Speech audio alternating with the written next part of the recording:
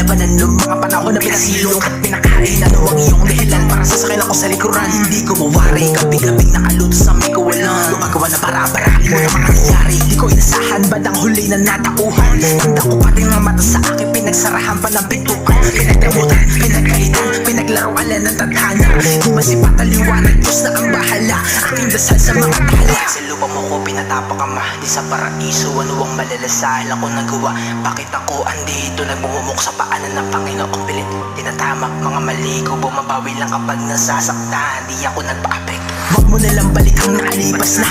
Alaala pinatingas ka sabay ng mga pahina.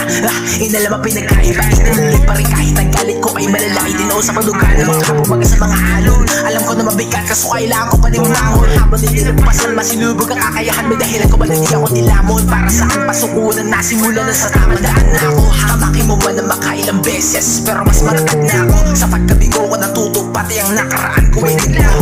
Teka, sino ka ba sa likod ng maskara?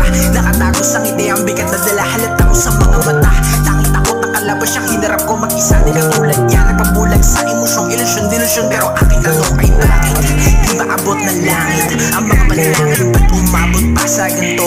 Napakadamot ng mundo at siya ang naging dahilan ng pagkadurog ng puso. Ano ang unang dulo ng lahat sapagkat nawala na ang aking nararamdaman.